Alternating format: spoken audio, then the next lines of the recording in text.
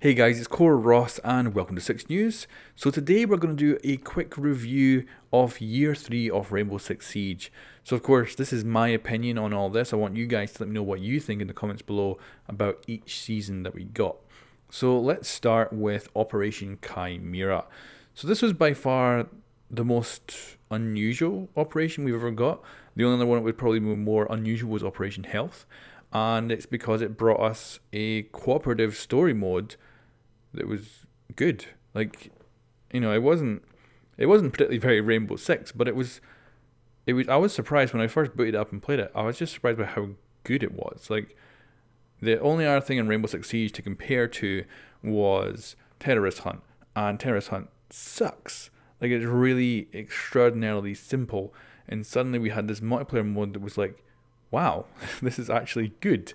Now, if anything, hopefully Outbreak does lead to something in the future, which is again a story based mode that maybe would actually be more like, actual terrorist hunt type stuff, but just, better than we currently have. Hopefully it kind of leads to that someday. But still, I was impressed by it. It was a lot of fun. It was weird that it was only around for a little bit of time. I really thought when they first started it was going to create a spin off or something, maybe like a half price cooperative game based around Rainbow Six Siege's characters, but obviously away from the multiplayer or something. I thought I was going to do a spin off of something, and it didn't lead to that, which I was really surprised by. And overall, I enjoyed it. I really enjoyed Outbreak. I got a bit bored of it by the end, so it's kind of good when it did go. But but certainly for me, it was way better than Terrorist Hunt, so I was actually impressed by it. Now with Operation Chimera, we got our brand new characters. So first up, we've got Finka. Now, Finka was an interesting addition, and when I got my hands on both of the characters for this season, I thought they're a bit flat. Like, the Mythbusters I did for them were not nearly as complex as other Mythbusters I'd done for other characters because their interaction with other characters were quite simple. There wasn't much complexity to them, which we did get to see further into the year. But with these characters, they just seemed a little bit flat. It was, press a button, something happens, and that's kind of it. So I think character design wise, I think she looks amazing. I think she looks like a total badass, and her ability, it's quite interesting, I guess. I like that you can actually res people from distance. That's cool. But overall, I don't play Finka anymore. I really got kind of bored of her and moved on. So Finka, for me, not the best operator this year by a long shot. Then of course we have Lion. So Lion became a massive problem all the way through the year. But to start with, he did look a little bit boring and uninteresting to play. Just a character who just presses a button and then this thing happens. And it's again a little bit lacking in interaction with other characters, a little bit lacking in complexity. But very powerful, obviously, if you use it in a really coordinated team. But overall, I wasn't too fussed with him. I didn't really enjoy playing him, and again, I didn't play him through the rest of the year. I just got really bored of him. So for me, unfortunately, Lion was a pretty big disappointment when it came to playing him and enjoying him. But he was interesting to see him come in. I think it's good that the devs did bring someone in who broke the game, who then they have to fix big time, and then they're going to rework. Because I think hopefully they've learned from it. Hopefully they've learned not to do this again. But yeah, Lime for me, even though he can be very powerful in a coordinated team, I like a character who I can just play by myself and have a lot of fun with. So if I'm solo queuing at any point, I can just have a lot of fun. Whereas Lion just isn't that. Same with Finka.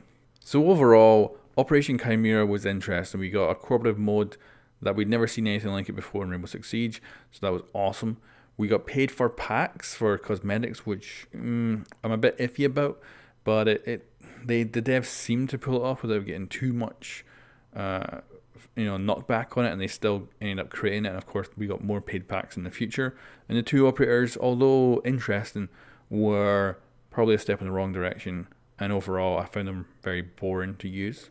However, the next season is probably one of my favorites. So this, of course, this is Operation Parabellum, which brought us two new operators and a brand new map.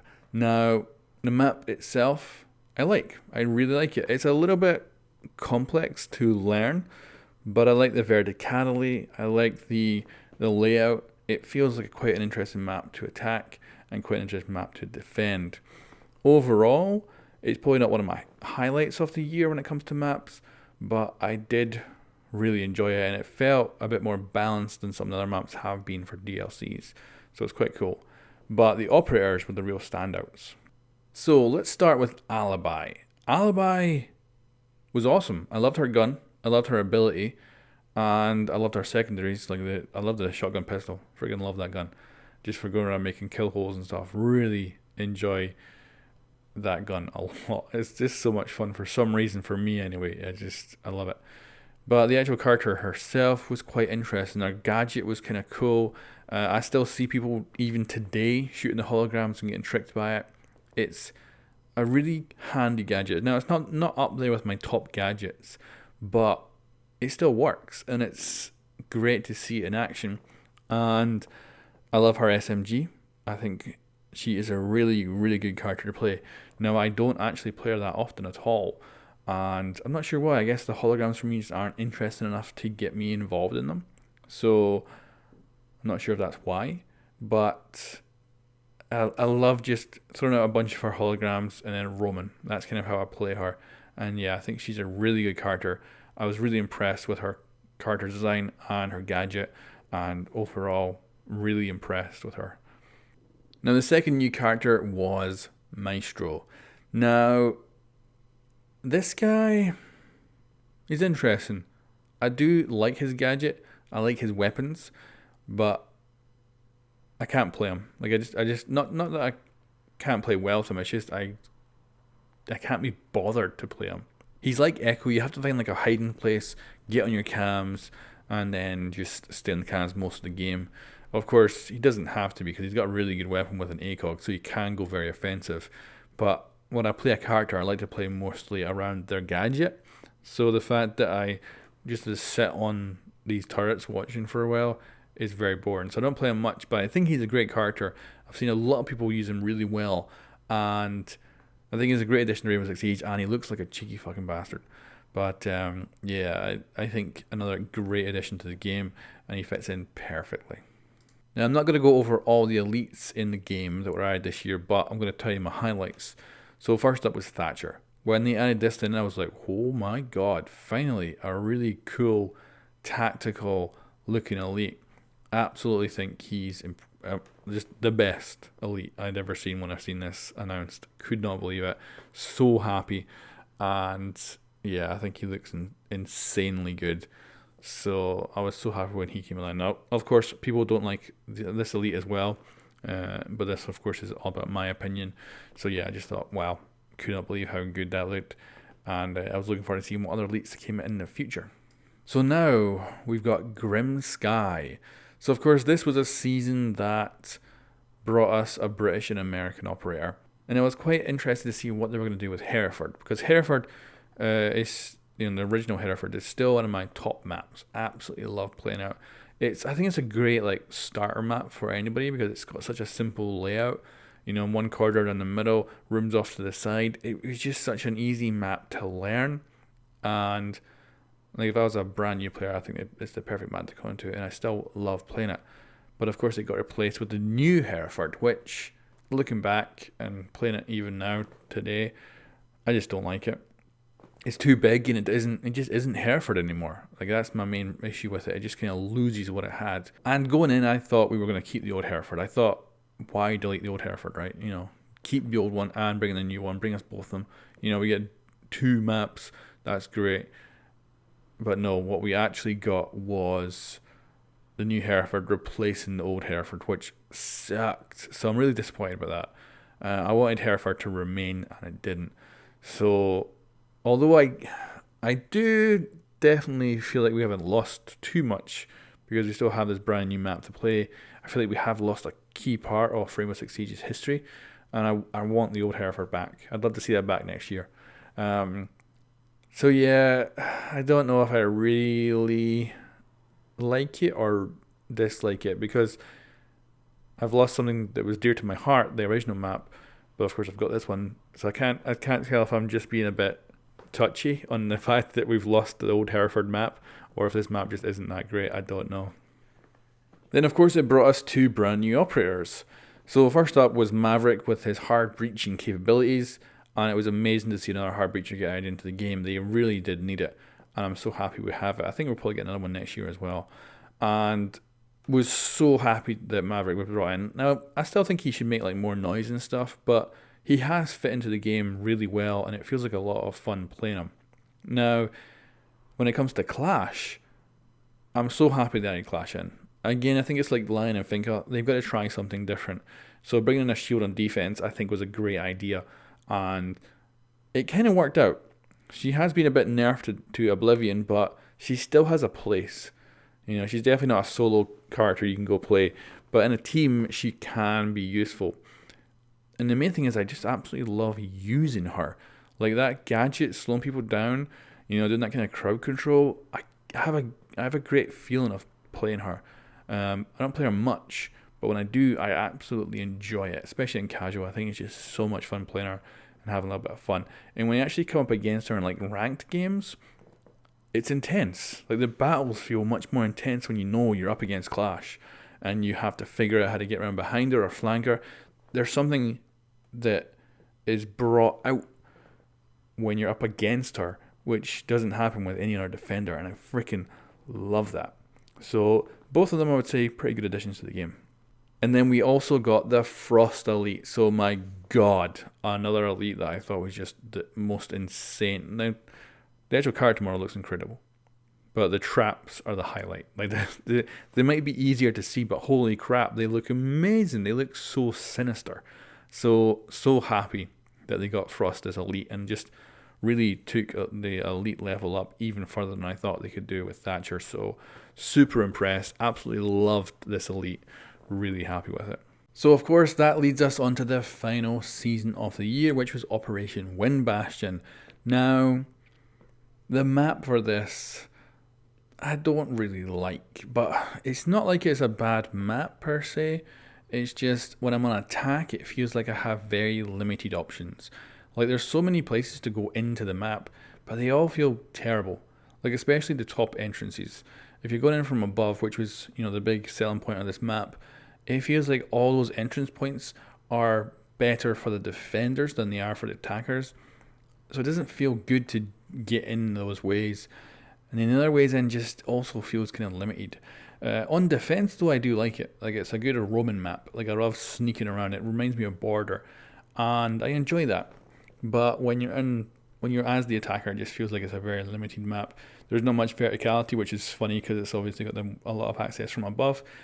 I think it needs more destruction perhaps, but overall, it just feels a bit lackluster in general. Where this season shines for me is the operators. So first up is Kaid here, and damn, he is a good operator. I like using him. I think he's fun. I think it's great that we have a new bandit. Like I want to get a new mute hopefully in the next year. So I kind of like the idea of kind of taking what we already have and making a modification and variation on it. So this to me was perfect. Now, I like the fact his weapons aren't overpowered, which might be an odd thing to say, but there's just been so many DLC characters where their weapons are too good. Now, of course, this guy does have a slug shotgun with an ACOG, but his SMG isn't that amazing. And it feels like a lot of DLC characters recently have had really good weapons, and it's nice to have something a bit more underwhelming. And his gadget as well actually feels kind of balanced as well. So I've been really enjoying playing him and playing against him. So overall, Kaid has been a good addition to the game, I think. Now, of course, it's too early to tell how he'll like fit into the game in the long term, but right now I've been really enjoying him. But let's just go on to my favourite character of the year, and that is Nomad. Nomad is my perfect character. An attacker with traps and a claymore. Like, to me, that is the perfect operator.